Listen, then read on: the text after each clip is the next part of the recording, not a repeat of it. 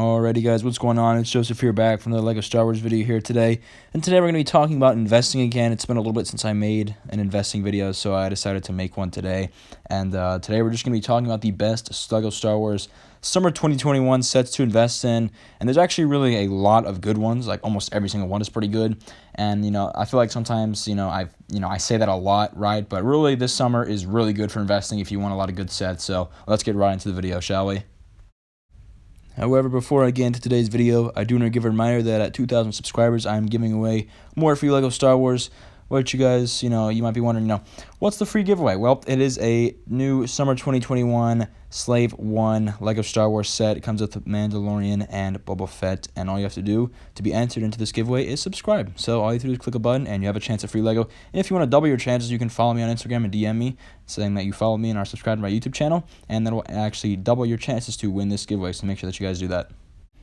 So starting out, I know I said this video is going to be summer oriented, but I have a leaked image here of some nice figs, and this is a set that's going to be coming out in the fall, I believe, so not too much later. And it's just a good set to invest in, so I wanted to put it in this video. And that's going to be the new Mandalorian Forge. All we have right now is just a look at the figs, but honestly the figs are enough, because when it comes to LEGO Star Wars investing, the minifigures are really an important part of a set. It's, I guess, I feel like, honestly, for me, I like the figs sometimes more than the build, regardless of the build is, really good or not. I feel like when it comes to LEGO Star Wars builds, the coolest builds are usually UCS stuff, and figs don't really come with that. And when it comes to the smaller, more kid-oriented builds and stuff that are smaller sets, I really go for the minifigs. And I feel like with this case, the build of this set might not be that impressive. It's probably not going to be that big.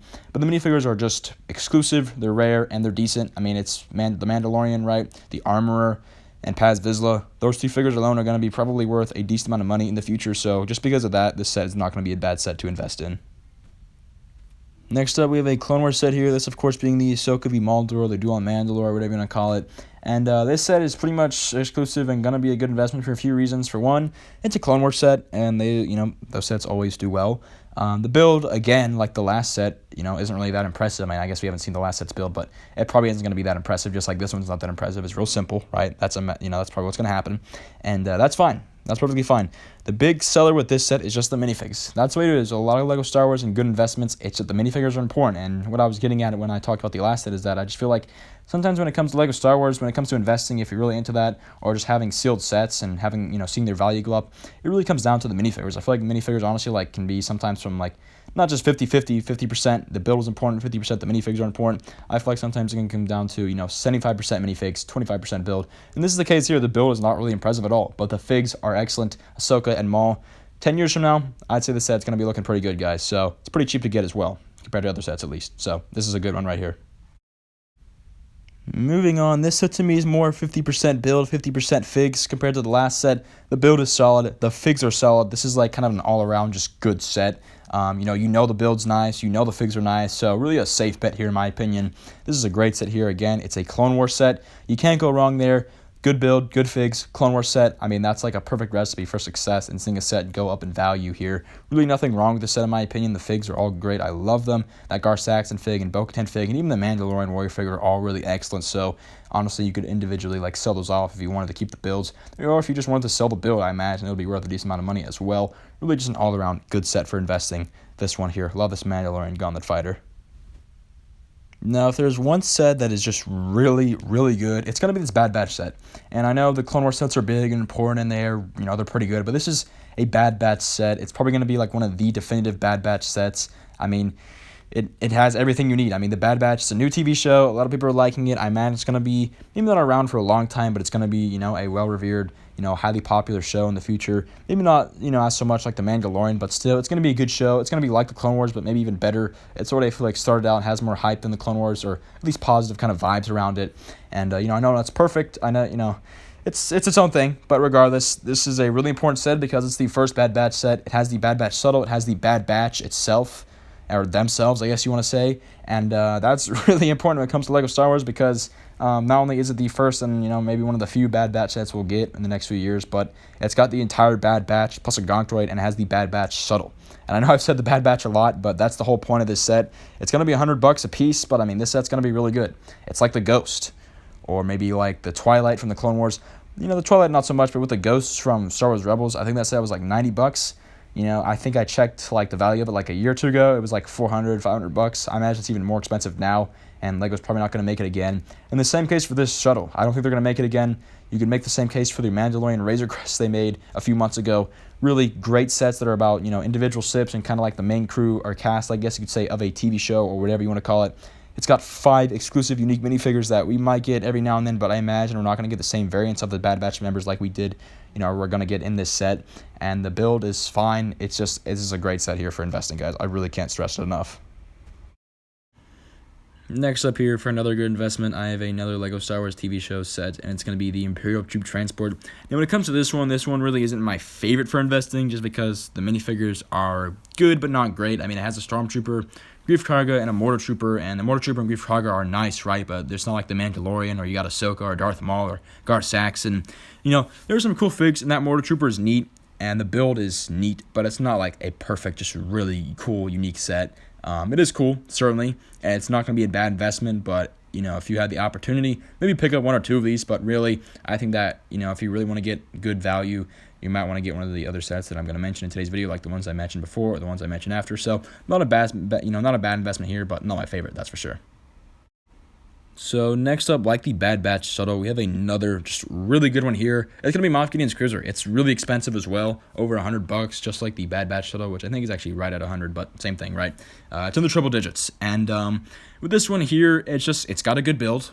So check mark, check the box number 1, and it's got great figs. It's got Moff Gideon, Fennec Shand, a Dark Trooper, Mando, Cara Dune, the Child, and some people are like, oh, this set's gonna be great because of Cara Dune. I don't even care about Cara Dune. Cara Dune's a nice little throw-in. Maybe she'll be really valuable one day, but really, this set's already special just because of the build and the other minifigs that are in the set. Mando, the Child, Moff Gideon, Dark Trooper, Fennec Shand. I mean, Cara Dune's nice, but it does nothing to do with her, really, in my opinion, for being a good investment or just, skyrocketing in value. The set, the figs in general, not just Cara Dune, are great, and that really makes the set special. Like the Bad Batch Shuttle, it's kind of one of the peak moments and peak parts of that show, seeing this cruiser and having that little showdown at the end. So it's part of an iconic moment. It's kind of an iconic vehicle now, kind of like the Bad Batch Shuttle, like I said earlier. So this is really a perfect set for investing or just having sealed, if you ask me.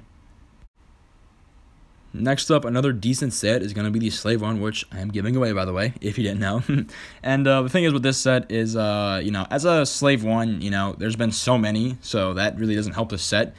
But the unique prospect about this set is that it's a Mandalorian-based set, and a lot of us didn't think that was going to be the case with this set, but it is. Is it the best set, in my opinion, for investing? Certainly not. But it's a good set because it's a Mandalorian-based set. It's going to have, I guess, a very unique Slave One build because it's kind of downsized and it's $50. It's got Mando, which is nice, but really one of the bigger selling points of the set is it's got the Mandalorian-themed, or old man, I guess you could say, Boba Fett.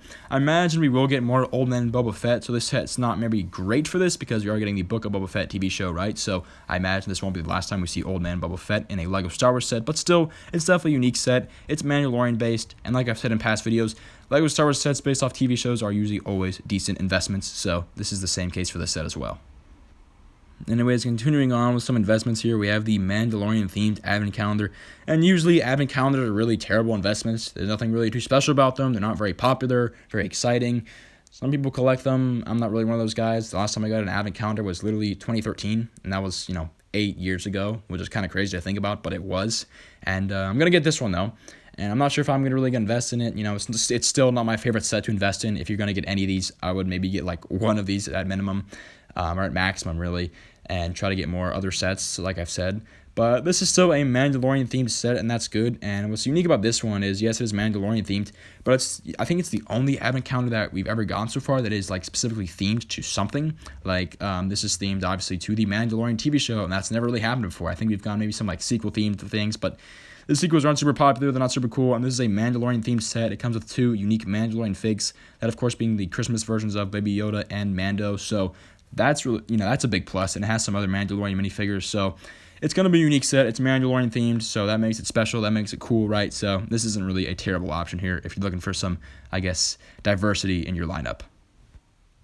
Anyways, though, guys, that's pretty much going to do it for this video on some investing. I'm also going to make some investing about minifigures in another video in the future, probably soon within the next week or so. And regardless, so these are the best sets if you're looking to invest in, or if you just want to have a nice sealed collection, which I like to kind of, I just recently started having sealed sets. It's actually kind of nice. I enjoy it. I really do.